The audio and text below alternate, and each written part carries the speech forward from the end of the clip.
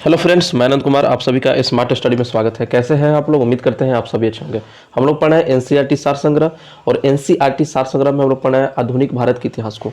आधुनिक भारत के इतिहास को हम लोग पिछले वीडियो के माध्यम से जो है अलग अलग वीडियो के माध्यम से हम लोग अलग टॉपिक को देखा है। अगर आपने नहीं देखा है तो जस्ट जाइए प्लेलिस्ट में, वहाँ एनसीईआरटी सार संग्रह के नाम से, हिस्ट्री के नाम से जो है वहाँ प्लेलिस्ट बना हुआ है, वहाँ से आप जाइए 1 बाय 1 करके सभी वीडियो को देख लीजिए। ठीक है, चलिए हम लोग आगे बढ़ते हैं। आज के टॉपिक को हम लोग देखते हैं कि कौन कौन टॉपिक जो है आज हम लोग पढ़ने वाले हैं। आगे जाने से पहले अगर चैनल पर नए हैं तो चैनल को सब्सक्राइब कर लीजिएगा और बेल आइकन का बटन दबा ही लीजिएगा, जिससे नोटिफिकेशन जो है आपके पास पहले पहुंचेगा कि इस चैनल पर क्या क्या पढ़ाई से रिलेटेड जो है वीडियो डाला जा रहा है। इस चैनल को सब्सक्राइब करना जो है बहुत जरूरी है आपके लिए। ठीक है, चलिए आगे बढ़ते हैं। आज हम लोग बहुत ही इंपॉर्टेंट टॉपिक देखने वाले हैं। देखते हैं कौन सा टॉपिक है। आज हम लोग का पहला टॉपिक होगा रॉलेट एक्ट और जलियांवाला बाग हत्याकांड। इसके बाद भी हम लोग अलग अलग टॉपिक को देखेंगे इसी वीडियो में। ठीक है, तो पहले इस टॉपिक को खत्म करते पहले हम लोग रॉलेट एक्ट और जलियांवाला बाग हत्याकांड। चलिए इस चैप्टर से आपका कौन कौन क्वेश्चन बनता है और देखते हैं सभी को। पहला क्वेश्चन इस चैप्टर का दिया हुआ है कि ब्रिटिश शासन द्वारा मार्च 1919 में लाए गए रॉलेट एक्ट का मुख्य उद्देश्य क्या था। तो क्रांतिकारियों को क्या था, तो क्रांतिकारियों का दमन करना। क्रांतिकारियों का दमन करना जो है इसका मुख्य उद्देश्य था रॉलेट एक्ट का।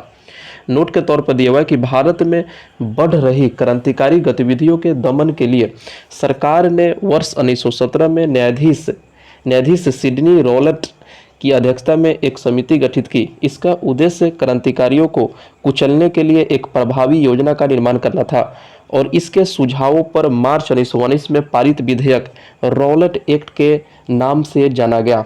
ठीक है, चलिए नेक्स्ट क्वेश्चन की ओर। जब रॉलेट एक्ट पारित हुआ उस समय भारत का वायसराय कौन था। तो लॉर्ड चेम्सफोर्ड जो था उस समय भारत का वायसराय था।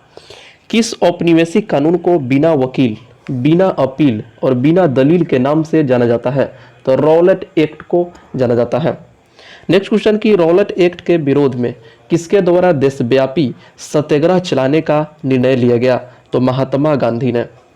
रॉलेट एक्ट के विरोध में किसने लगान न देने के लिए आंदोलन चलाने का सुझाव दिया। तो स्वामी श्रद्धानंद।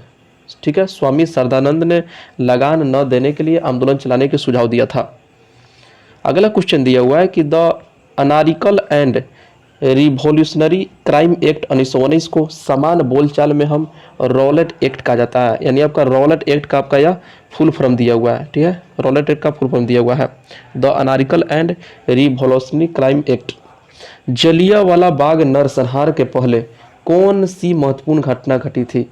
तो रॉलेट एक्ट का पारित होना। पंजाब के अमृतसर शहर में जलियांवाला बाग हत्याकांड कब हुआ था। तो 13 अप्रैल 1919 को जो है यह जलियांवाला बाग हत्याकांड हुआ था। नेक्स्ट लाइन की ओर चलते हैं हम लोग। तो नेक्स्ट लाइन में दिया हुआ है नोट के तौर पर कि रॉलेट सत्याग्रह के दौरान पंजाब के दो लोकप्रिय नेता डॉक्टर सैफुद्दीन किचलू और डॉक्टर सत्यपाल की गिरफ्तारी और ब्रिटिश दमन का विरोध करने के लिए 13 अप्रैल 1919 को बैसाखी के दिन अमृतसर के जलियांवाला बाग में एक सार्वजनिक सभा बुलाई गई थी, जहां जनरल डायर द्वारा निहत्थी भीड़ पर गोलियां चलाकर लगभग 1000 लोगों की हत्या कर दी गई और इसी घटना को जलियांवाला बाग हत्याकांड के नाम से जाना जाता है। बहुत ही इंपॉर्टेंट है यह लाइन, ध्यान रखिएगा आप लोग। अगला क्वेश्चन दिया हुआ है इस चैप्टर से कि जलियांवाला बाग हत्याकांड के बाद किस विख्यात व्यक्ति ने ब्रिटिश सरकार द्वारा प्रदान की गई नाइट की उपाधि को वापस लौटा दिया गया। तो रविंद्रनाथ टैगोर के द्वारा। नेक्स्ट क्वेश्चन की जलियांवाला बाग हत्याकांड के विरोध में वायसराय की खजकानी परिषद की सदस्यता से किसने इस्तीफा दिया। तो के शंकरन नायर ने इस्तीफा दे दिया। अगला क्वेश्चन कि जलियांवाला बाग हत्याकांड जांच हेतु ब्रिटिश सरकार द्वारा किस कमेटी का गठन किया गया। तो हंटर कमेटी का गठन किया गया था। जलियांवाला बाग हत्याकांड के लिए जिम्मेदार जनरल डायर को किसने लंदन में मार डाला था। तो उधम सिंह ने मारा था। कांग्रेस ने जलियांवाला बाग हत्याकांड की जांच हेतु मदन मोहन मालवीय की अध्यक्षता में एक समिति गठित की। समिति के अन्य सदस्यों में मोतीलाल नेहरू, महात्मा गांधी, CR दास, बदरुद्दीन तैयबजी और MR जयकर आदि शामिल थे। चलिए देख लेते हैं हम लोग स्वतंत्रता संग्राम की प्रमुख घटना देखते हैं। भारतीय राष्ट्रीय कांग्रेस की स्थापना कब हुई। तो 1885 ईस्वी में हुआ। कब हुआ? 1885 ईस्वी में। बंगाल विभाजन के फलस्वरूप आरंभ हुए स्वदेशी आंदोलन का भारत के विभिन्न क्षेत्रों में प्रसार कब हुआ? तो 1905 ईस्वी में हुआ। इन सभी डेट को आप लोग ध्यान जरूर रखिएगा, हर एग्जाम में जो है पूछ लेता है, हर एग्जाम में पूछता है। मुस्लिम लीग की स्थापना 1906 ईस्वी में हुआ और इंडियन काउंसिल एक्ट 1909 में आया था। बंगाल विभाजन रद्द व राजधानी दिल्ली स्थानांतरण 1912 ईस्वी में हुआ था और गवर्नमेंट ऑफ इंडिया एक्ट, जिसके फलस्वरूप प्रथम विधानमंडल निर्वाचित हुआ, किस एक्ट के द्वारा था? 1909 के द्वारा। भारतीय राष्ट्रीय कांग्रेस द्वारा स्वराज यानी पूर्ण स्वतंत्रता का आह्वान कब किया गया? तो 1929 में किया गया। अगला दिया हुआ है कि गवर्नमेंट ऑफ इंडिया एक्ट द्वारा विधान मंडल की शक्तियों में विस्तार और निर्वाचन क्षेत्र में वृद्धि कब किया गया? तो 1935 के अधिनियम से। मुस्लिम लीग द्वारा पाकिस्तान के निर्माण का आह्वान कब किया गया? तो 1940 ईस्वी में। और भारतीय स्वतंत्रता के लिए समझौतों की शर्तों को तय करने में कैबिनेट मिशन असफल कब? 1942 और 1946। ठीक है। स्वतंत्रता प्राप्ति और भारत का विभाजन और पाकिस्तान की स्वतंत्रता 1947 ईस्वी में हुई। चलिए लाइन क्या दिया हुआ है? लाइन दिया हुआ है कि हंटर कमीशन के रिपोर्ट यानी जलियांवाला बाग से संबंधित था को गांधी जी ने पन्ने दर पन्ने निर्लज सरकारी लिपापोती की संज्ञा दी थी। किसने लिपापोती की संज्ञा दी थी?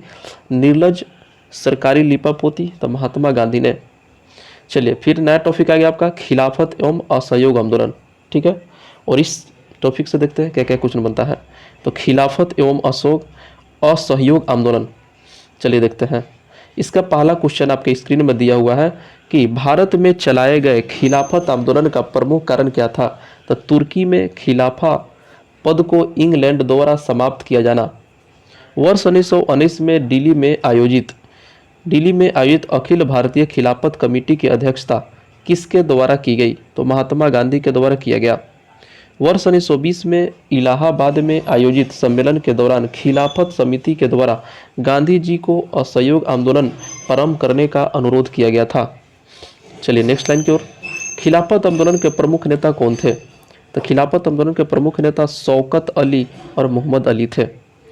भारतीय राष्ट्रीय कांग्रेस ने पहला असहयोग आंदोलन किस वर्ष प्रारंभ किया था? तो वर्ष 1920 में प्रारंभ किया गया था। वर्ष 1920 के नागपुर अधिवेशन में असहयोग आंदोलन के प्रस्ताव को किसने प्रस्तावित किया था? तो CR दास के द्वारा जो है प्रस्तावित किया गया था।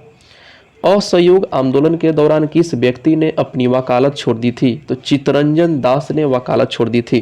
किसने? चित्तरंजन दास ने। स्वराज का नारा गांधी जी ने कब दिया था? तो असहयोग आंदोलन के समय जो है स्वराज का नारा दिया था। चलिए नेक्स्ट लाइन पर चलते हैं। अगला लाइन दिया हुआ है कि नोट के तौर पर कि असहयोग आंदोलन के दौरान महात्मा गांधी ने केसर-ए-हिंद की उपाधि त्याग दी थी। केसर-ए-हिंद की उपाधि महात्मा गांधी ने कब त्यागी थी? तो असहयोग आंदोलन के दौरान। वर्ष 1921 से 22 के असहयोग आंदोलन का मुख्य परिणाम क्या था? तो हिंदू मुस्लिम एकता। महात्मा गांधी द्वारा चलाया गया प्रथम जन आंदोलन कौन था? तो असहयोग आंदोलन जो था प्रथम जन आंदोलन था। असहयोग आंदोलन के दौरान विदेशी वस्त्रों को जलाए जाने पर किसने महात्मा गांधी को लिखा कि यह एक निष्ठुर बर्बादी है? तो रविंद्रनाथ टैगोर ने। ठीक है, चलिए नेक्स्ट क्वेश्चन की ओर। चौरी चौड़ा कांड कब हुआ? तो 5 फरवरी 1922 को गोरखपुर जिले उत्तर प्रदेश वर्तमान में घटित हुई थी, जिसके कारण गांधी जी ने असहयोग आंदोलन वापस ले लिया था। तो यहाँ से क्वेश्चन पूछता आपका कि किस घटना के बाद जो है गांधी जी ने असहयोग आंदोलन वापस ले लिया था? तो चौरी चौरा कांड के दौरान। ठीक है, चौरी चौरा की घटना के समय महात्मा गांधी कहाँ पर थे? तब बारदोली में थे। असहयोग आंदोलन कब समाप्त हुआ? तो वर्ष 1922 ईस्वी में समाप्त हुआ। अगला क्वेश्चन कि असहयोग आंदोलन के दौरान मोतीलाल नेहरू, चित्तरंजन दास, सी राजगोपालाचारी, वल्लभ भाई पटेल और आसफ अली, टी प्रकाशन और राजेंद्र प्रसाद जैसे प्रमुख वकीलों ने अपनी वकालत छोड़ दी थी। और इसी के साथ हम लोग का ये भी टॉपिक खत्म हो गया। फिर नया टॉपिक क्या है कि स्वराज पार्टी और कांग्रेस का लाहौर अधिवेशन एवं पूर्ण स्वराज प्रस्ताव। बहुत ही इंपॉर्टेंट चैप्टर है। कौन कौन है? तो स्वराज पार्टी, कांग्रेस का लाहौर अधिवेशन एवं पूर्ण स्वराज प्रस्ताव। चलिए इन तीनों चैप्टर से देखते हैं कौन कौन क्वेश्चन बन सकता है। स्वराज पार्टी को किसने स्थापित किया था? तो चित्तरंजन दास यानी CR दास तथा मोतीलाल नेहरू के द्वारा स्वराज पार्टी की स्थापना मार्च 1923 में की गई थी और CR दास इसके अध्यक्ष थे एवं मोतीलाल नेहरू इसके महासचिव चुने गए। इसे ध्यान रखिएगा, स्वराज पार्टी के अध्यक्ष कौन थे? तो CR दास इसके अध्यक्ष थे और मोतीलाल नेहरू इसके महासचिव थे। स्वराज पार्टी के गठन के लिए किस कांग्रेस अध्यक्ष ने पद से त्याग पत्र दे दिया? तो CR दास। देशबंधु के नाम से कौन प्रसिद्ध है? तो चित्तरंजन दास, जिसे CR दास के नाम से शॉर्ट में जाना जाता है। स्वराज पार्टी का गठन किस आंदोलन की असफलता के पश्चात हुआ? तो असहयोग आंदोलन। नवंबर 1924 में महात्मा गांधी और CR दास तथा मोतीलाल नेहरू के मध्य एक महत्वपूर्ण समझौता हुआ जिसे जाना जाता है गांधी दास पैक्ट। गांधी दास पैक्ट कब हुआ? तो नवंबर 1924 में।